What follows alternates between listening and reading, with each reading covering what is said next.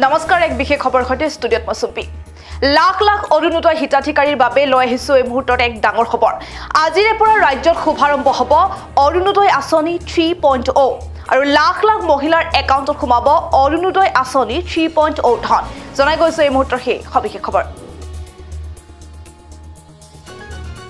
অৰুণোদয়ৰ লাখ লাখ হিতাধিকাৰীৰ বাবে ডাঙৰ খবৰ আজি লাখ লাখ হিতাধিকাৰীৰ একাউণ্টত সোমাব অৰুণোদয় 3.0 ধন ৰাজ্যত আজি শুভাৰম্ভ হ'ব অৰুণোদয় 3.0 আঁচনিৰ জীৱিকা সখীসকল পোনপটীয়াকৈ অন্তৰ্ভুক্ত হ'ব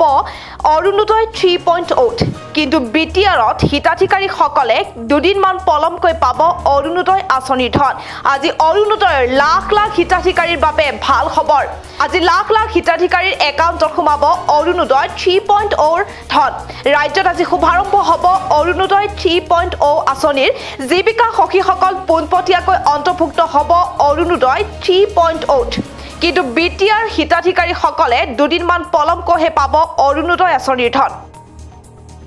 অসমত যে চৰকাৰ আছে আমি গম পোৱা নাছিলো প্ৰত্যেক মাহৰ 10 তাৰিখে যেতিয়া বেংক একাউণ্টত এই টকাকেইটা সোমাই সিদিনাখন আমি অনুভৱ কৰো যে অসমত আমাৰ বাবে কাম কৰা চৰকাৰ এখন আছে আমাৰ বাবে চিন্তা কৰা চৰকাৰ এখন আছে ৰাইজৰ মতামতক মই আশীৰ্বাদ হিচাপে গ্ৰহণ কৰিছিলো আৰু নিৰ্বাচনৰ পিছতে 2021 চনত আমি অৰুণোদয় আঁচনিৰ ধন 830 টকাৰ পৰা 1000 টকালৈকে বৃদ্ধি কৰিছিলো শ্ৰদ্ধাৰ ৰাইজ সেই সময়ত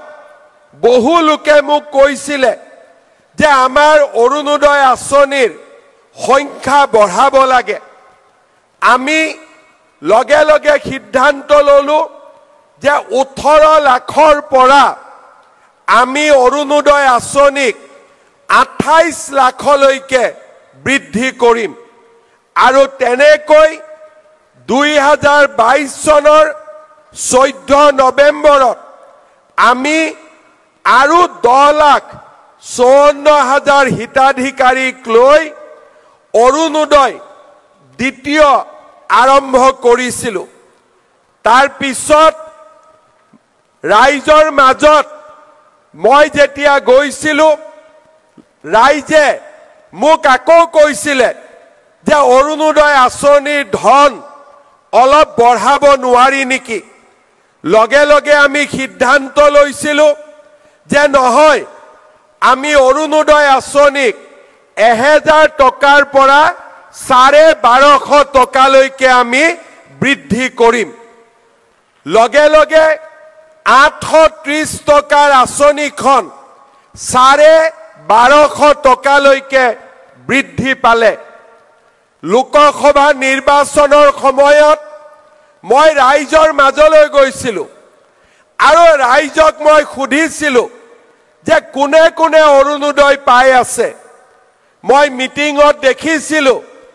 যে আধা মহিলাই হাত দাঙে অৰুণোদয় পাই আছো আৰু আধা মহিলাই হাত দাঙে অৰুণোদয় আমি পোৱা নাই মই মনতে ভাবিছিলো যে অহাবাৰ যেতিয়া বিধানসভাৰ ইলেকশ্যনত আহিম ৰাইজক সুধিম কিমানে অৰুণোদয় পাইছে অন্তত 90 গৰাকী মহিলাই হাত উঠাব লাগিব যে আমি অৰুণোদয় পাইছো আৰু সেই কাৰণে আমি সিদ্ধান্ত ললো যে অৰুণোদয় তৃতীয় আমি আৰম্ভ কৰিম আৰু 40 লাখ মহিলাক আমি অৰুণোদয় আঁচনি প্ৰদান কৰিম যোৱা এটা বছৰৰ বহু কষ্টৰ পিছত প্ৰথমতে ৰেচন কাৰ্ড দিলো যাৰ ৰেচন কাৰ্ড নাছিলে ৰেচন কাৰ্ড দিয়াৰ পিছত অৰুণোদয়ত নাম ললো